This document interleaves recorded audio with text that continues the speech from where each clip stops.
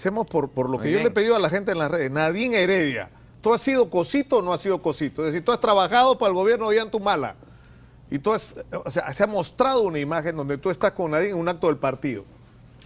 A ver, con la señora yo he tenido una interacción verbal en toda mi vida. En el pasadizo, en Palacio, le dije hola, mucho gusto. El que era primer ministro me la presentó. Esa es la única interacción verbal que he tenido en mi vida. Y solo 2 veces hemos estado en presencia física. Una en esa oportunidad y otra en una organización, en un evento de jóvenes en donde ella apareció. Ahora, ¿y por qué saliste tú del gobierno? Tú viniste como técnico del Banco Interamericano de Desarrollo para ayudar Es correcto. a Humala a armar, digamos, el gobierno. ¿Qué pasó? A ver, yo vine como técnico, como funcionario del banco, efectivamente, para ayudarlos en la transición. 5 días antes de regresarme a los Estados Unidos, fui invitado para ser viceministro. Y yo acepté, me pareció una gran experiencia. Yo ocupé 2 cargos técnicos. Fui viceministro de MIPE Industria y secretario general de la presidencia del Consejo de Ministros. Yo salí del gobierno fundamentalmente porque acabó mi ciclo, porque en realidad me quedé muy frustrado de todas las cosas que yo quería hacer, porque a mí no me siento como viceministro, sino me gusta hacer mi trabajo. Y eso fue. Y la evidencia más clara es que hay una resolución que fue publicada en El Peruano en donde se agradece por mis servicios a una renuncia que yo pongo para ambos cargos. Pero tú fuiste o no testigo de la interferencia de Nadine Heredia. O sea, si tú trabajabas en la presidencia del Consejo de Ministros y se habla de la intromisión de Nadine Heredia, que es un problema complicado porque te enfrenta a una persona que no ha sido electa, a una persona que no es un funcionario público y que toma decisiones. ¿Ocurría esto o no ocurría esto? Yo jamás recibí una orden suya, jamás, y no lo hubiera permitido tampoco, por mi cargo. Yo he hecho respetar mi cargo hasta el último momento.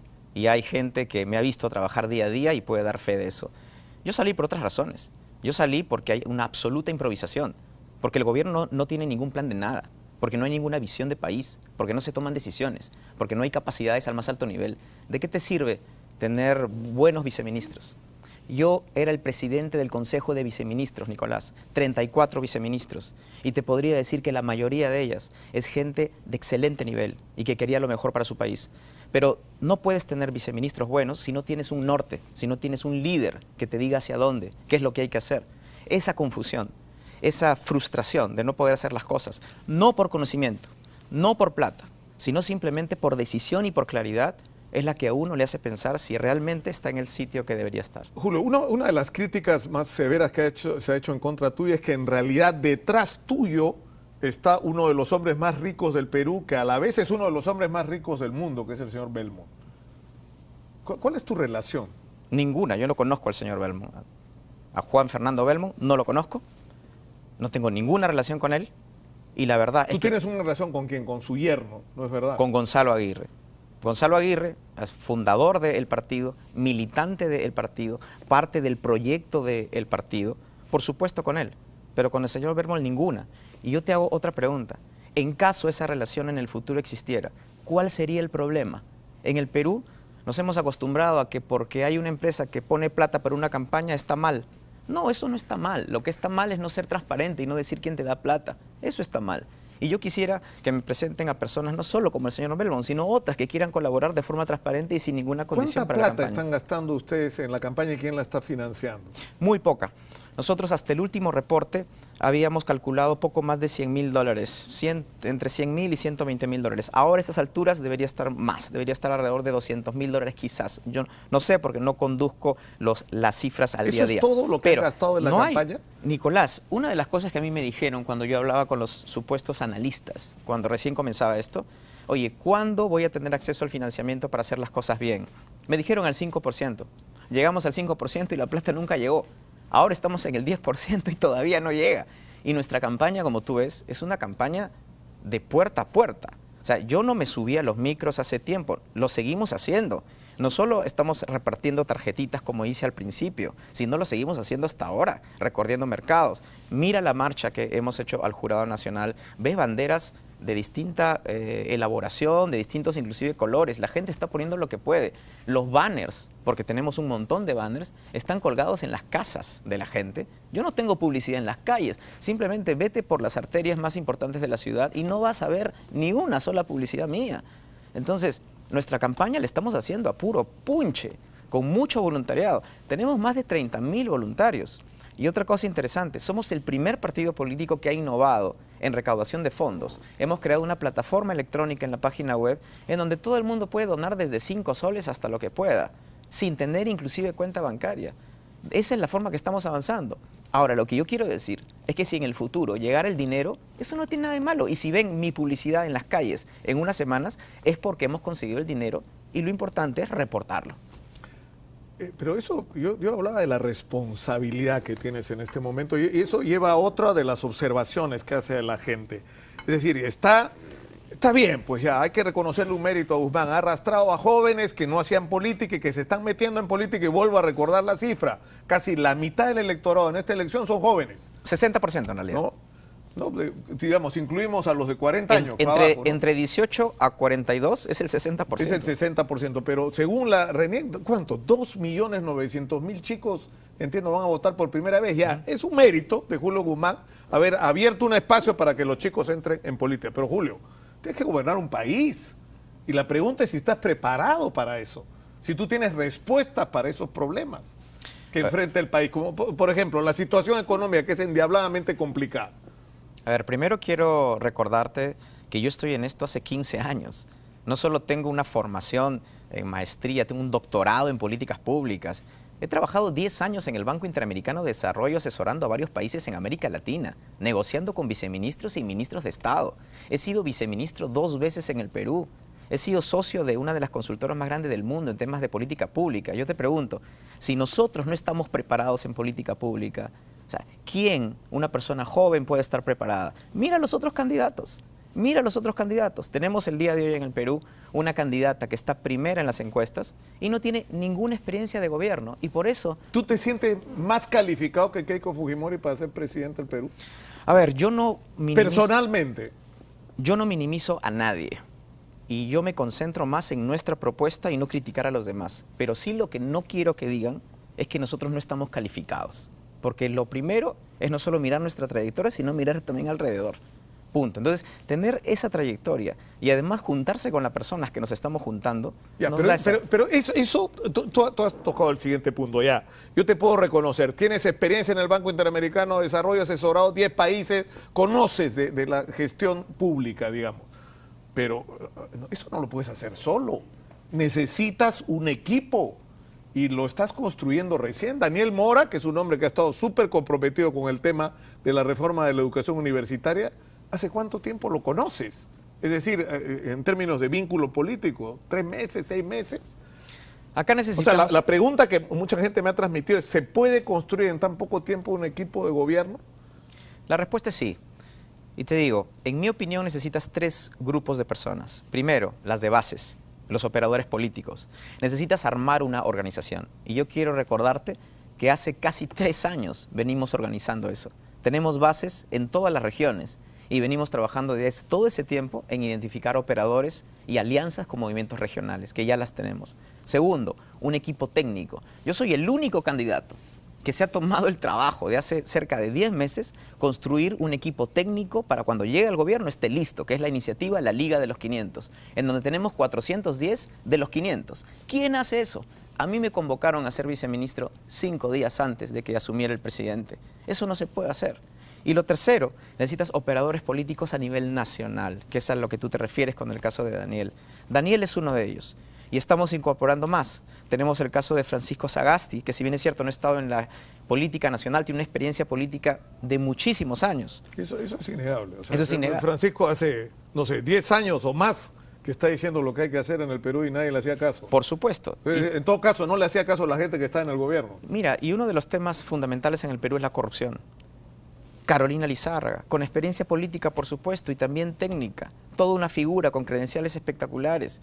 O sea, estamos juntando un equipo de gente en esos 3 niveles que van a darle al Perú la confianza de que va a haber un equipo honesto, con experiencia en distintos ángulos para lograrlo. Y falta lo que falta por la campaña. Van a haber más personas buenas que se van a unir. Esto es parte de hacer política, de dialogar, de conversar.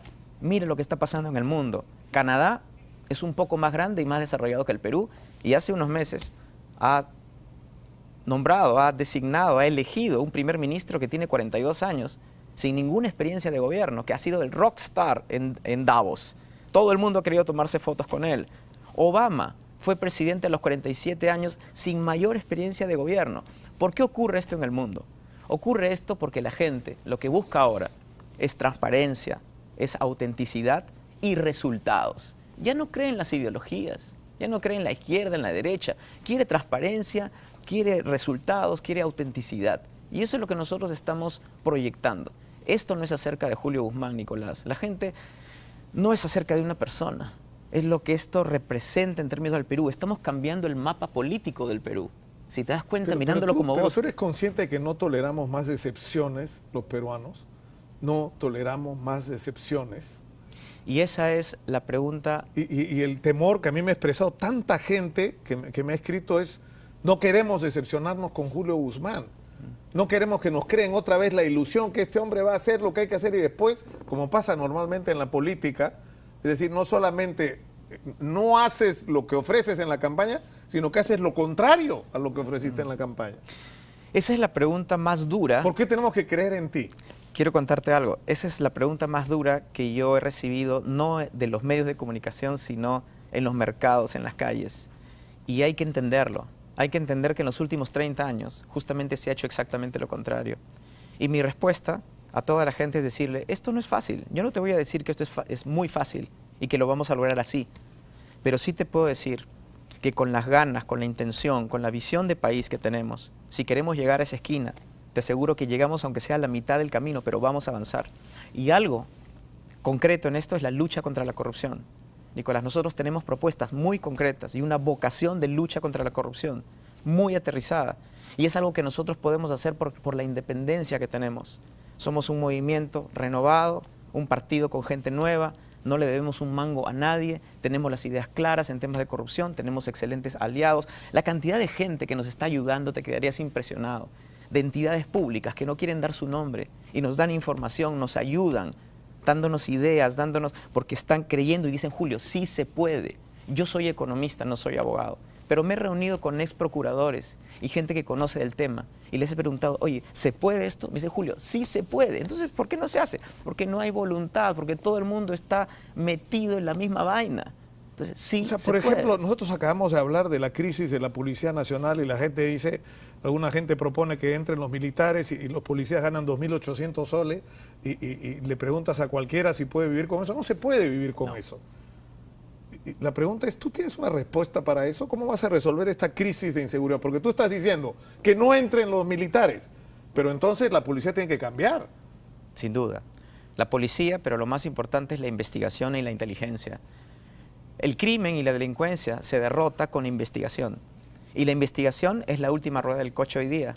Yo he nombrado un caso del año 85, el caso Villacoca, en donde teníamos 15.000 policías que hacían investigación y por esa razón, ese caso, cayeron jueces, fiscales, periodistas, miembros de las Fuerzas Armadas, empresarios. El día de hoy de 15.000 hemos pasado a 4.000. A 4.000. No se hace investigación en el Perú. Entonces, los sicarios, las bandas criminales y todo, ¿cómo? Si no tienes esa fuerza.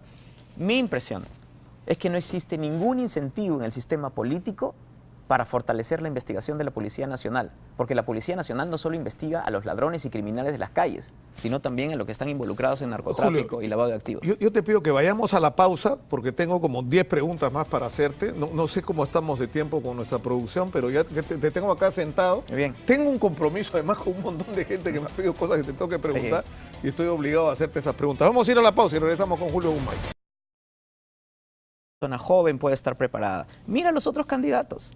Mira a los otros candidatos. Tenemos el día de hoy en el Perú una candidata que está primera en las encuestas y no tiene ninguna experiencia de gobierno. Y por eso... ¿Tú te sientes más calificado que Keiko Fujimori para ser presidente del Perú?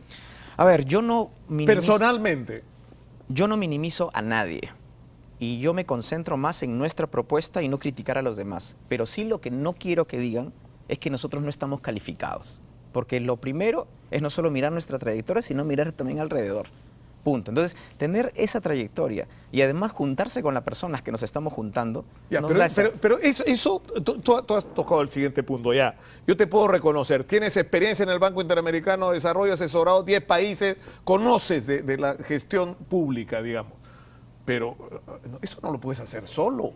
Necesitas un equipo y lo estás construyendo recién. Daniel Mora, que es un hombre que ha estado súper comprometido con el tema de la reforma de la educación universitaria, ¿hace cuánto tiempo lo conoces? Es decir, en términos de vínculo político, 3 meses, 6 meses. Acá necesitamos... O sea, la pregunta que mucha gente me ha transmitido es, ¿se puede construir en tan poco tiempo un equipo de gobierno? La respuesta es sí. Y te digo, en mi opinión necesitas 3 grupos de personas. Primero, las de bases, los operadores políticos. Necesitas armar una organización. Y yo quiero recordarte que hace casi 3 años venimos organizando eso. Tenemos bases en todas las regiones y venimos trabajando desde todo ese tiempo en identificar operadores y alianzas con movimientos regionales, que ya las tenemos. Segundo, un equipo técnico. Yo soy el único candidato que se ha tomado el trabajo de hace cerca de 10 meses construir un equipo técnico para cuando llegue al gobierno esté listo, que es la iniciativa La Liga de los 500, en donde tenemos 410 de los 500. ¿Quién hace eso? A mí me convocaron a ser viceministro 5 días antes de que asumiera el presidente. Eso no se puede hacer. Y lo tercero, necesitas operadores políticos a nivel nacional, que es a lo que tú te refieres con el caso de Daniel. Daniel es uno de ellos. Y estamos incorporando más. Tenemos el caso de Francisco Sagasti, que si bien es cierto no ha estado en la política nacional, tiene una experiencia política de muchísimos años. Eso es innegable. O sea, Eso es innegable. Francisco hace, no sé, 10 años o más que está diciendo lo que hay que hacer en el Perú y nadie le hacía caso. Por supuesto. En todo caso, no le hacía caso a la gente que está en el gobierno. Mira, y uno de los temas fundamentales en el Perú es la corrupción. Carolina Lizárraga, con experiencia política, por supuesto, y también técnica. Toda una figura con credenciales espectaculares. O sea, estamos juntando un equipo de gente en esos 3 niveles que van a darle al Perú la confianza de que va a haber un equipo honesto, con experiencia en distintos ángulos para lograrlo. Y falta lo que falta por la campaña. Van a haber más personas buenas que se van a unir. Esto es parte de hacer política, de dialogar, de conversar. Mire lo que está pasando en el mundo. Canadá es un poco más grande y más desarrollado que el Perú y hace unos meses ha nombrado, ha designado, ha elegido un primer ministro que tiene 42 años sin ninguna experiencia de gobierno, que ha sido el rockstar en Davos. Todo el mundo ha querido tomarse fotos con él. Obama fue presidente a los 47 años sin mayor experiencia de gobierno. ¿Por qué ocurre esto en el mundo? Ocurre esto porque la gente lo que busca ahora es transparencia, es autenticidad y resultados. Ya no cree en las ideologías, ya no cree en la izquierda, en la derecha. Quiere transparencia, quiere resultados, quiere autenticidad. Y eso es lo que nosotros estamos proyectando. Esto no es acerca de Julio Guzmán, Nicolás. La gente no es acerca de una persona. Es lo que esto representa en términos del Perú. Estamos cambiando el mapa político del Perú. Si te das cuenta, mirándolo como vos... Pero tú eres consciente de que no toleramos más decepciones los peruanos. No toleramos más decepciones. Y esa es la pregunta... Y el temor que a mí me ha expresado tanta gente que me ha escrito es, no queremos decepcionarnos con Julio Guzmán. No queremos que nos creen otra vez la ilusión que este hombre va a hacer lo que hay que hacer y después, como pasa normalmente en la política, es decir, no solamente no haces lo que ofreces en la campaña, sino que haces lo contrario a lo que ofreciste en la campaña. Esa es la pregunta más dura. ¿Por qué tenemos que creer en ti? Quiero contarte algo. Esa es la pregunta más dura que yo he recibido, no de los medios de comunicación, sino en los mercados, en las calles. Y hay que entenderlo. Hay que entenderlo, lo seguimos haciendo hasta ahora, recorriendo mercados. Mira la marcha que hemos hecho al Jurado Nacional. Ves banderas de distinta elaboración, de distintos inclusive colores. La gente está poniendo lo que puede. Los banners, porque tenemos un montón de banners, están colgados en las casas de la gente. Yo no tengo publicidad en las calles. Simplemente vete por las arterias más importantes de la ciudad y no vas a ver ni una sola publicidad mía. Entonces, nuestra campaña la estamos haciendo a puro punche, con mucho voluntariado. Tenemos más de 30.000 voluntarios. Y otra cosa interesante, somos el primer partido político que ha innovado en recaudación de fondos. Hemos creado una plataforma electrónica en la página web en donde todo el mundo puede donar desde 5 soles hasta lo que pueda, sin tener inclusive cuenta bancaria. Esa es la forma que estamos avanzando. Ahora, lo que yo quiero decir es que si en el futuro llegara el dinero, eso no tiene nada de malo. Y si ven mi publicidad en las calles en unas semanas, es porque hemos conseguido el dinero y lo importante es reportarlo. Pero eso, yo hablaba de la responsabilidad que tienes en este momento y eso lleva a otra de las observaciones que hace la gente. Es decir, está bien, pues ya hay que reconocerle un mérito a Guzmán. Ha arrastrado a jóvenes que no hacían política y que se están metiendo en política y vuelvo a recordar la cifra. Casi la mitad del electorado en esta elección son jóvenes. 60% en realidad. No, digamos, incluimos a los de 40 años. Abajo, ¿no? Entre 18 a 42 es el 60%. Es el 60%, pero según la RENIEC, ¿cuánto? 2.900.000 chicos, entiendo, van a votar por primera vez. Ya, es un mérito de Julio Guzmán haber abierto un espacio para que los chicos entren en política. Pero Julio, tienes que gobernar un país. Y la pregunta es si estás preparado para eso. Si tú tienes respuestas para esos problemas que enfrenta el país. Como, por ejemplo, la situación económica, que es endiabladamente complicada. A ver, primero quiero recordarte que yo estoy en esto hace 15 años. No solo tengo una formación en maestría, tengo un doctorado en políticas públicas. He trabajado 10 años en el Banco Interamericano de Desarrollo asesorando a varios países en América Latina, negociando con viceministros y ministros de Estado. He sido viceministro 2 veces en el Perú. He sido socio de una de las consultoras más grandes del mundo en temas de política pública. Yo te pregunto, si nosotros no estamos preparados en política pública, o sea, ¿quién, una persona? Hacemos por lo que yo le he pedido a la gente en las redes. Nadine Heredia, ¿tú has sido cosito o no has sido cosito? Es decir, tú has trabajado para el gobierno de Ollantumala y tú has, o sea, se ha mostrado una imagen donde tú estás con Nadine en un acto del partido. A ver, con la señora, yo he tenido una interacción verbal en toda mi vida. En el pasadizo, en Palacio, le dije, hola, mucho gusto. El que era primer ministro me la presentó. Esa es la única interacción verbal que he tenido en mi vida. Y solo 2 veces hemos estado en presencia física. Una en esa oportunidad y otra en una organización, en un evento de jóvenes en donde ella apareció. Ahora, ¿y por qué saliste tú del gobierno? Tú viniste como técnico del Banco Interamericano de Desarrollo para ayudar a Humala a armar, digamos, el gobierno. ¿Qué pasó? A ver, yo vine como técnico, como funcionario del banco, efectivamente, para ayudarlos en la transición. 5 días antes de regresarme a los Estados Unidos, fui invitado para ser viceministro. Y yo acepté, me pareció una gran experiencia. Yo ocupé 2 cargos técnicos. Fui viceministro de MIPE Industria y secretario general de la presidencia del Consejo de Ministros. Yo salí del gobierno fundamentalmente porque acabó mi ciclo, porque en realidad me quedé muy frustrado de todas las cosas que yo quería hacer, porque a mí no me gusta el asiento como viceministro, sino me gusta hacer mi trabajo. Y eso fue. Y la evidencia más clara es que hay una resolución que fue publicada en El Peruano en donde se agradece por mis servicios a una renuncia que yo pongo para ambos cargos.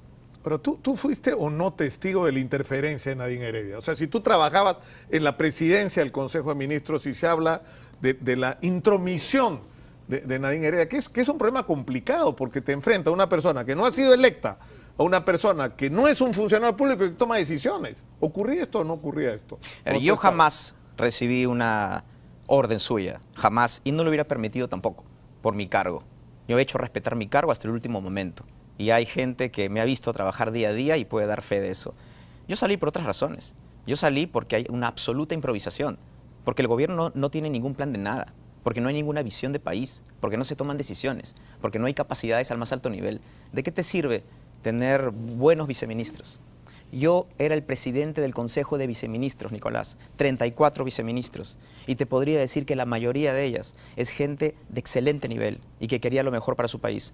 Pero no puedes tener viceministros buenos si no tienes un norte, si no tienes un líder que te diga hacia dónde, qué es lo que hay que hacer. Esa confusión, esa frustración de no poder hacer las cosas, no por conocimiento, no por plata, sino simplemente por decisión y por claridad, es la que a uno le hace pensar si realmente está en el sitio que debería estar. Julio, una de las críticas más severas que se ha hecho en contra tuya es que en realidad detrás tuyo está uno de los hombres más ricos del Perú, que a la vez es uno de los hombres más ricos del mundo, que es el señor Belmont. ¿Cuál es tu relación? Ninguna, yo no conozco al señor Belmont. A Juan Fernando Belmont no lo conozco, no tengo ninguna relación con él, y la verdad ¿Tú tienes una relación con quién? Con su yerno, ¿no es verdad? Con Gonzalo Aguirre. Gonzalo Aguirre es fundador del partido, militante del partido, parte del proyecto del partido, por supuesto con él, pero con el señor Belmont ninguna. Y yo te hago otra pregunta. En caso esa relación en el futuro existiera, ¿cuál sería el problema? En el Perú nos hemos acostumbrado a que porque hay una empresa que pone plata para una campaña está mal. No, eso no está mal. Lo que está mal es no ser transparente y no decir quién te da plata. Eso está mal. Y yo quisiera que me presenten a personas no solo como el señor Belbon, sino otras que quieran colaborar de forma transparente y sin ninguna condición ¿Cuánta para la plata campaña. están gastando ustedes en la campaña y quién la está financiando? Muy poca. Nosotros hasta el último reporte habíamos calculado poco más de $100.000, entre 100.000 y 120.000 dólares. Ahora a estas alturas debería estar más, debería estar alrededor de $200.000 quizás. Yo no sé porque no conduzco las cifras al día a día. ¿Eso es todo lo que han gastado en la campaña? Nicolás, una de las cosas que a mí me dijeron cuando yo hablaba con los supuestos analistas, cuando recién comenzaba esto, oye, ¿cuándo voy a tener acceso al financiamiento para hacer las cosas bien? Me dijeron al 5%. Llegamos al 5% y la plata nunca llegó. Ahora estamos en el 10% y todavía no llega. Y nuestra campaña, como tú ves, es una campaña de puerta a puerta. O sea, yo no me subí a los micros hace tiempo, lo seguimos haciendo. No solo estamos repartiendo tarjetitas como hice al principio, sino